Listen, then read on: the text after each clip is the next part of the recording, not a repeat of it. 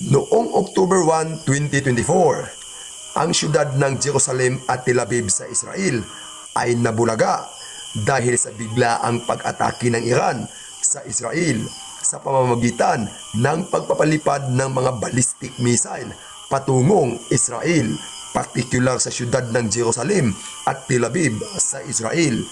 At ayon pa sa report, mahigit 180 ballistic missile ang pinakawalan ng Iran patungong Israel.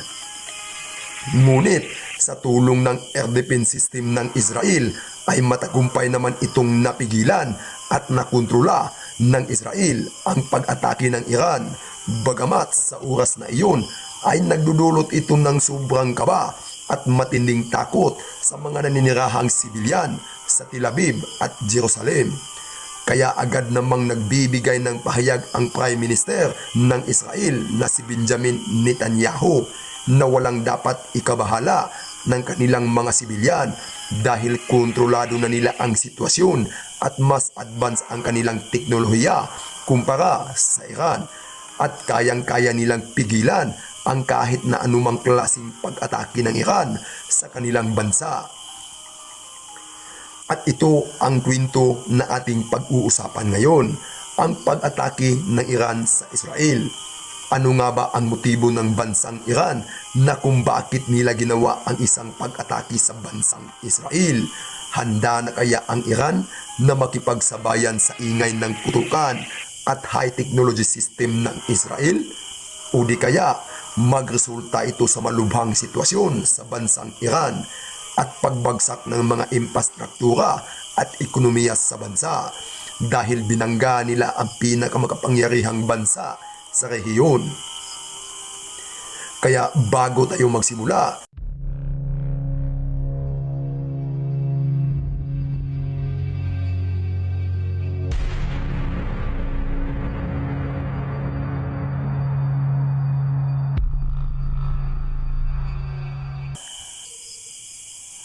noong gabi lang ng Martes, October 1, 2024, ay biglang inatake ng Iran ang Israel sa pamamagitan ng pagpapalipad ng mga ballistic missile patungo sa siyudad ng Jerusalem at Tel Aviv sa Israel, kung saan ay ikinatuwa pa ito ng mga Palestino, partikular sa Gaza, at pinupuri pa nila ang Iran sa ginawa nitong pag-atake sa Israel. Kahit mismo ang siyudad ng Tehran, ang kapital ng Iran, ay tuwang-tuwa pa sa ginawa nitong pag-atake ng kanilang gobyernong Iranian laban sa Israel. Pero ganun pa man, ay matagumpay pa rin na napigilan ng Israel ang pag-ataking iyon ng Iran. Dahil nga ay naka-full operation ang kanilang air defense systems 24/7 na nagmamasid sa kalawakan at handa itong dumipinsa sa kahit anumang klaseng pag-atake galing sa kalaban. Ngayon tol, ang tanong, bakit nga ba inatake ng Iran ang Israel? Ay dahil ito sa walang tigil na pagbabanta simula pa nung sumiklab ang digmaan sa Gaza noong nakaraang taon. Dagdag pa dito, noong nakaraang buwan lang ang lumipas, ay tinudas ng mga Hudyo ang umano'y kilabot ng leader ng Hamas na si Ismail Haniyeh sa kanyang tinutuluyang building sa basement ng siyudad ng Tehran, na kung saan ay ipinahayag ng leader ng Iran sa mga telebisyon kabilang na ang kanilang pagbabanta laban sa Israel na makakatikim daw ang Israel ng bangis at bagsik ng kanilang militar. At nito lang September 28 sa nakaraang buwan ay kasunod na namang tinumba ng mga Hudyo ang kilabot ng leader ng Hezbollah sa siyudad ng Lebanon, at ayon pa sa World of Media na ang taong yon ay napakailap at kahit ni isa sa kanilang lugar ay walang nakakaalam kung saan ito matatagpuan, pati na ang address nito na kung tawagin ng mga Iranian na Nasrallah, isang untouchable person. Pero sa datos ng Israel ay walang untouchable person para sa isang Mossad ng Israel, ang kilabot ng intelligence agency ng Israel na nagresulta ng pagkamatay ng leader ng Hezbollah na si Nasrallah. At dito, muli na namang nagbibigay ng banta ang Iran laban sa Israel. Ngunit sa puntong ito ay nagmistulang parang estatwa ang Iran dahil hindi lamang ang Hezbollah ang tinarget at binumba ngayon ng Israel, kundi pati na rin ang Houthis ng Yemen, kabilang na rin ang pangunahing pantalan at mga infrastruktura ng Yemen na kung saan ay magresulta ito ng malaking impact ng pagbagsak ng ekonomiya ng Yemen. At dahil dito, kung hindi gagawa ng aksyon ang Iran, ay paniguradong babagsak sa kanila ang tiwala ng mga proxy sa kanilang rehiyon, kabilang na ang Houthis ng Yemen, Hamas sa Gaza at Hezbollah sa Lebanon, at lalabas na walang pakialam sa kanila ang Iran at ginagamit lang sila ng mga ito upang guluhin ang Israel.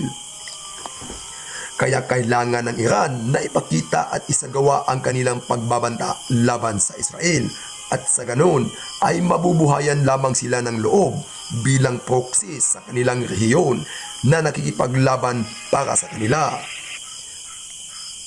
Ngunit ang desisyong ito para sa Iran ay may malaking impact sa pagkabahala sa hinaharap dahil paniguradong gaganti ang Israel sa ginawa nitong pag-atake ng Iran sa Jerusalem at Tel Aviv, at paniguradong malaking impact ito para sa Iran dahil mas high technology ang Israel kumpara sa Iran.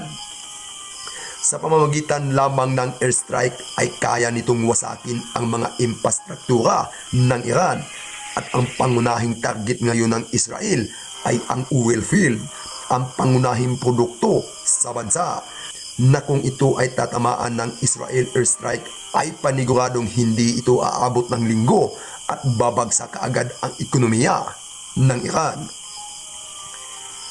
At dahil sa banta ng Iran sa Israel, ang Prime Minister na si Netanyahu ay nagsalita tungkol sa banta ng Iran sa kanila na isang malaking kamalian ang ginawa ng Iran sa kanilang bansa at lintik na walang ganti, na ayon naman sa IDF o Intelligence Defense Force na nakahanda naman sila sa lahat ng bagay at kasama na rin ito sa kanilang plano.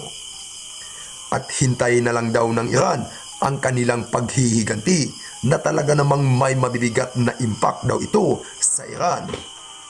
At ang tanging layunin lang daw nila ay protektahan at neutralize ang threat sa kanilang bansa at sa kanilang mamamayan. Kung ituloy man ng Israel ang paghiganti laban sa Iran at puntiryahin nito ang oil field at nuclear research facilities ng Iran, ay paniguradong magbibigay ito ng matinding pinsala at napakalaking problema sa Iran, kung saan makapagrevolusyon na namang muli ang mga Iranian tulad na nangyari sa kanila noong 1979 sa dahilan ng pagbagsak ng Shia na pinalitan na ngayon ng Islamic Republic, na babagsak na naman ito muli dahil na rin sa matinding impact ng paghiganti ngayon ng Israel sa Iran. Pero ang lahat ng ito ay hindi pa naman sigurado dahil wala namang nakakaalam sa hinaharap sa posibleng mangyayari. Ikaw tol, tama lang ba ang ginawa ng Iran na inatake ang Israel, o di kaya magdulot lang ito ng matinding dahilan ng pagbagsak sa kasalukuyang krimen ng Tehran tulad ng pagbagsak ng Hamas noong October 7 sa nakaraang taon, kung saan ay nagdurusa ang Gaza ngayon sa malupit at bagsik ng paghiganti ng Israel. Ayan tol, hanggang dito na lang muna tayo sa ating kwento. At kung ikaw tol ay may opinion sa paksang ito, just leave in a comment sa ibaba, at sa ganun ay aking mababasa. At huwag kalimutang mag-subscribe for more videos na aking i-upload. I-like mo na rin at i-share sa inyong mga kaibigan. Maraming salamat sa walang sawang suporta at panunood. Hanggang sa susunod. Paalam.